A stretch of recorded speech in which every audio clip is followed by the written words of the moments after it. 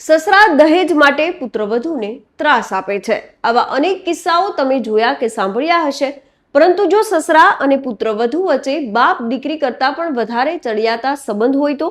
જી હા, આવી જે ઘટના હાલ રાજસ્થાનથી સામે આવી છે, જેના વિશે સાંભળીને તમે પણ વિચારતા થઈ જશો। 95 વર્ષીય સસરાનું બીમારીના કારણે નિધન થાય છે। ઘરના મોભીની અણધારી વિદાયથી રડતી આંખે પરિવારજનો અંતિમ વિદાયની તૈયારી કરી રહ્યા હતા, અને આ બધાની વચ્ચે પિતા સમાન સસરાના નિધનથી વહુને ખૂબ જ આઘાત લાગે છે। તેમની તબિયત લથડતા નજીકની હોસ્પિટલમાં સારવાર અર્થે ખસેડવામાં આવે છે, પરંતુ સસરાના ગયાના માત્ર થોડા કલાકમાં વહુ પણ અંતિમ શ્વાસ લઈ લે છે।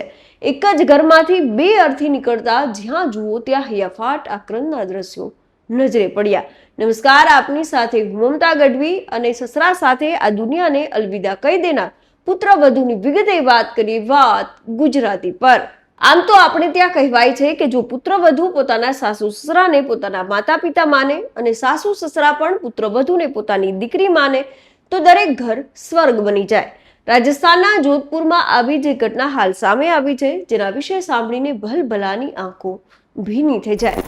જોધપુર જિલ્લાના બારની મનાના ગામમાં એક જ પરિવારમાં એક જ દિવસમાં સસરા અને પુત્રવધુના નિધન થયા।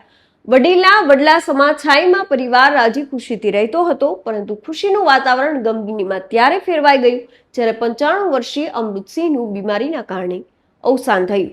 પરિવાર શોકાતુર હતો, અને આ બધાની વચ્ચે તેમના 47 વર્ષીય પુત્રવધુ મંજુ કંવર, જેઓ તેમના સસરાના નિધનથી આઘાતમાં સરી પડ્યા।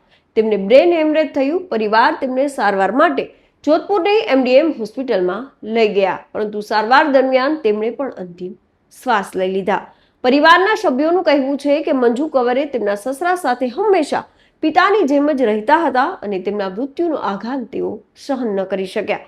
જો વિગતે વાત કરીએ તો જોધપુરના બારની મનાના ગામના રહેવાસી 95 વર્ષીય અમૃતસિંહ ઘણા સમયથી બીમાર હતા, અને આ બીમારીના જ કારણે તેમનું નિધન થઈ ગયું। પિતા સમાન સસરાની અણધારી વિદાયના શબ્દો કાને અથડાતા જ પુત્રવધુ મંજુ કંવર છે તે રડી પડ્યા।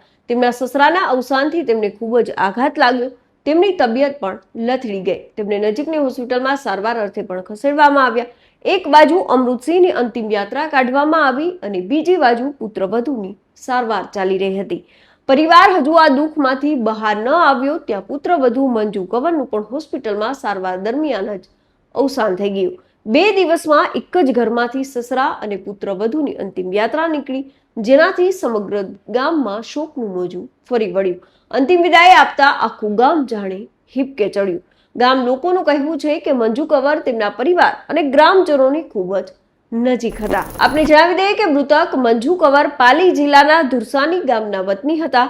તેમના ભાઈઓ નારાયણસિંહ અને રાજેન્દ્રસિંહ પાલી શહેરના સુંદરનગરમાં રહે છે। બંને ભાઈઓના પરિવારો પણ તેમની બહેનના અચાનક મૃત્યુથી આઘાતમાં સરી પડ્યા છે। પરિવારજનોનું કહેવું છે કે તેઓ હજુ પણ વિશ્વાસ નથી કરી શકતા કે જેની સાથે તેઓ 2 દિવસ પહેલા જેની સાથે વાત કરી હતી એ બેન હવે આ દુનિયામાં નથી રહ્યા। મૃતકના ભાઈ રાજેન્દ્રસિંહે જણાવ્યું હતું કે મંજુ કંવરને 2 પુત્રો છે। 24 વર્ષીય શ્યામસિંહ જયપુરમાં સોફ્ટવેર એન્જિનિયર છે, જ્યારે 22 વર્ષીય સમરસિંહ પાલીમાં એક ખાનગી શાળા ચલાવે છે। તેમના લગ્ન નવેમ્બર 2026માં થવાના હતા।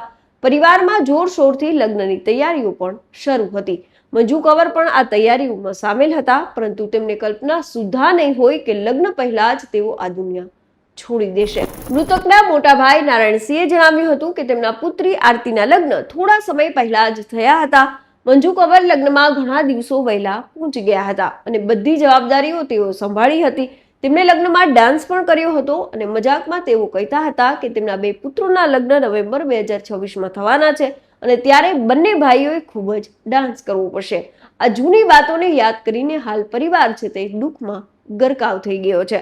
આજના સમયમાં સાસુ સસરા અને વહુ વચ્ચે આટલો ગાઢ સંબંધ ભાગ્યે જોવા મળે છે।